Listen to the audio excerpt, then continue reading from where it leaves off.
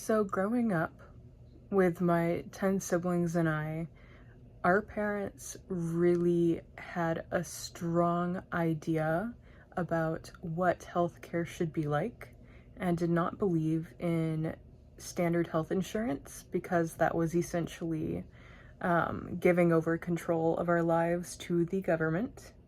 And they really bought into the philosophies of IBLP, Institute and Basic Life Principles, with Bill Gothard. And he was also really big on doing everything yourself and essentially being as detached from the government as possible. So growing up, as a consequence to that, we never had regular primary visits. And the things that were prioritized were very much reflective of my parents' values at that time. Essentially, what I've seen when comparing my experience to my sister's is that while she had something that seemed more stable growing up, that became incredibly devastating for her as an adult and has become way more of an issue with her mental health and with things that she has to sort through. Whereas with me, I still have a lot of things that I have to work through regarding my childhood, but at the same time, I also had more stability in a way, despite all of the neglect, because it was at least consistently like that. Whereas in my sister's case, she went from thinking that we had supportive parents to them suddenly showing their true colors when she got older and realizing that they potentially never even really cared about her. So it's almost like there's stability in the consistency, and that was a bit of a blessing in disguise for me, despite the fact that it's still all really terrible. And to this day, I'm convinced that no parent who has children like that should be permitted to have children at all. As one key example of that, my father made a lot of connections growing up and really relied heavily on those relationships to be able to get free or close to free care and resources whenever possible. So when he made a connection with any sort of physician, through the other ministry and conference work he was doing, he definitely tapped into that as an opportunity to take any family member who he thought would benefit most from that care.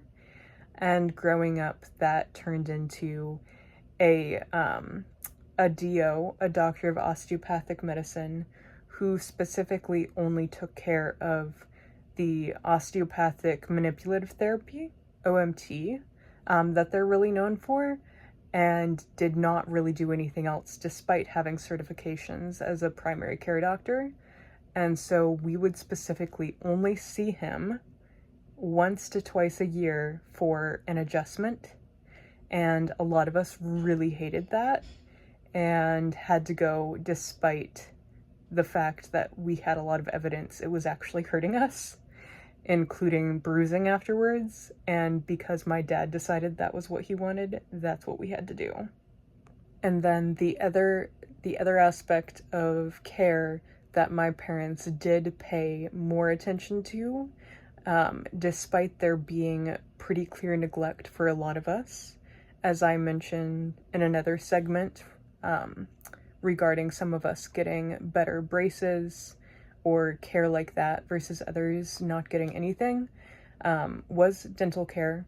And growing up, because my dad made a connection with a dentist, we actually had a deal where we took care of the landscaping for that office a couple times a year to do annual cleanups, or biannual rather, and in exchange we would get cleanings.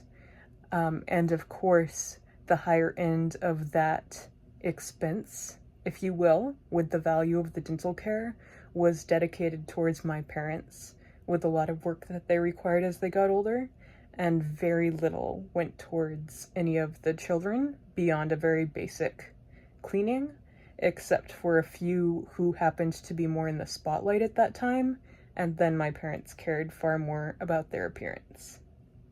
So I wanted to touch a bit on the effects of choosing a favorite child and how that played out in my family, and basically how that can lead to further damage for that child. So in my case, I have one older sister in particular who both of my parents really loved growing up. And she's a fair amount older than me, so also had a different experience with them, having fewer siblings to potentially take away from her time. But they spent enough time with her to basically coddle, even to the point of providing like decent health care. And she even like had her teeth straightened, and it was a big deal for her to look perfect.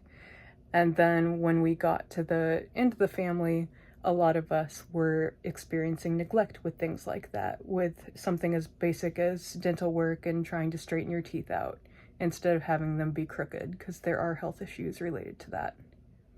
And specifically in the case of this sister, well, she did grow up having a slightly better childhood and had like this closeness to my parents that she took really personal and led her to believe that she had a healthy relationship with them. Growing up, especially after leaving home, she began to realize that was not the case. And in the past few years specifically, approximately, I would say 15 to 20 years after she left home, things really started to crumble, and I've started to see more of the consequences negatively to what happened to her. Where now she is realizing that previously they were almost a source of strength, despite some problems that were happening, and some like a source of information that she could go to. And now she doesn't even have that, as she realizes that our parents are really self-absorbed, and the main reason that they had us was just as an extra asset to get attention from other people.